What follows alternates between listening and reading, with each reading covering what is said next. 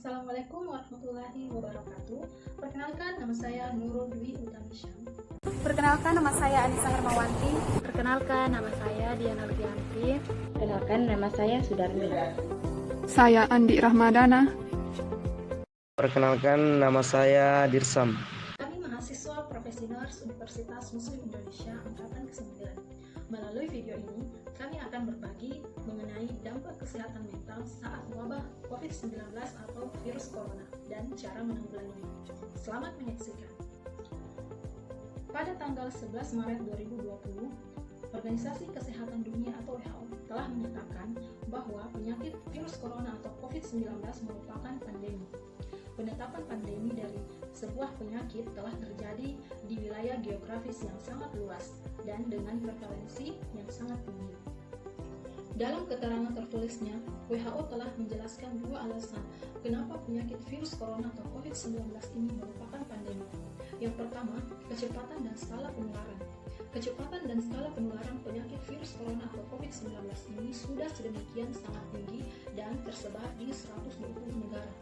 Yang kedua, WHO melihat walaupun sudah diberikan peringatan, namun beberapa negara tidak menunjukkan komitmen yang serius untuk mengontrol penyebaran virus corona atau COVID-19 ini.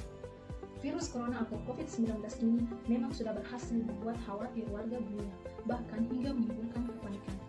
Kita sama-sama tahu, di Indonesia itu sendiri misalnya, sesaat setelah pengumuman 2 warga Indonesia positif COVID-19, langsung terjadi panik buying atau membeli kebutuhan pokok secara massal.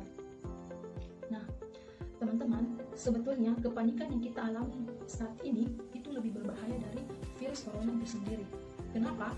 Karena rasa cemas, khawatir, stres yang kita alami saat krisis ekonomi sekarang ini itu bisa menurunkan sistem imunitas tubuh.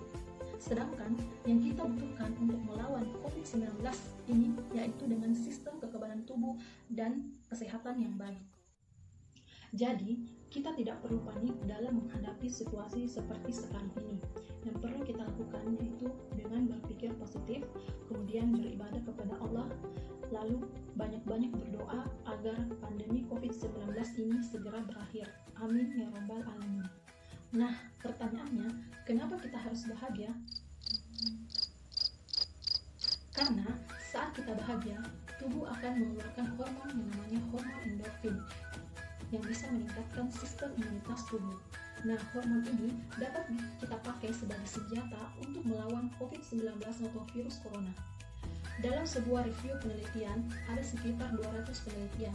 Memang benar ada korelasi atau hubungan antara masa bahagia dan kesehatan fisik.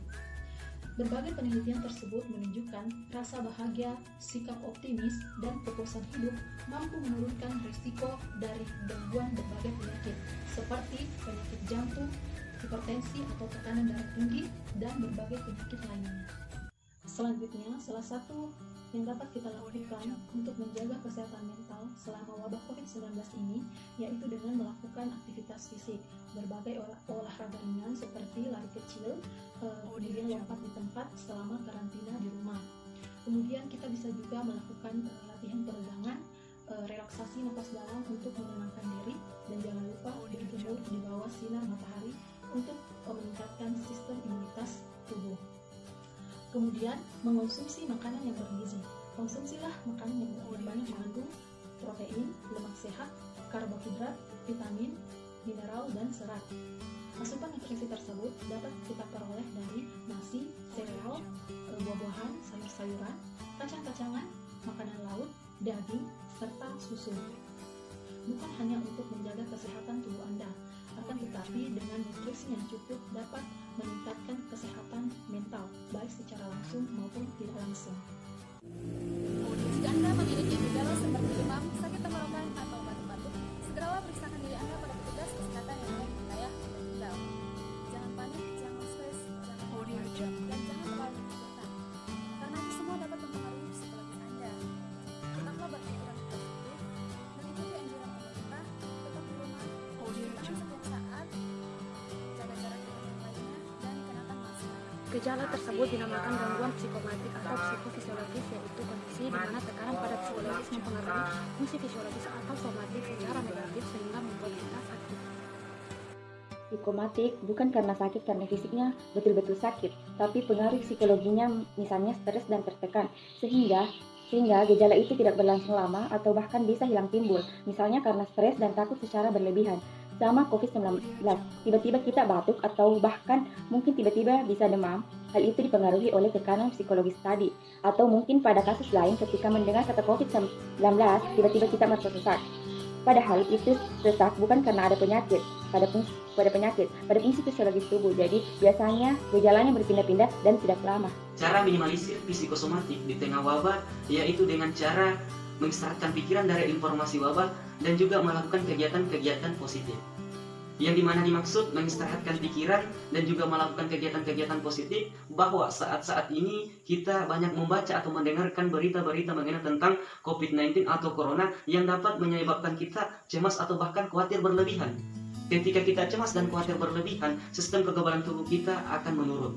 Salah satu cara untuk melakukan penangkalan COVID-19 yaitu sistem kekebalan tubuh kita baik. Bagaimana sistem kekebalan tubuh kita baik kalau kita dalam keadaan cemas atau khawatir atau bahkan stres mengenai tentang informasi COVID-19. Maka dari itu, marilah kita saat ini membatasi informasi atau berita mengenai COVID-19 agar pemikiran kita tetap rileks dan juga melakukan pekerjaan atau kegiatan di rumah saja agar kita terhindar dari COVID-19 ataupun Corona.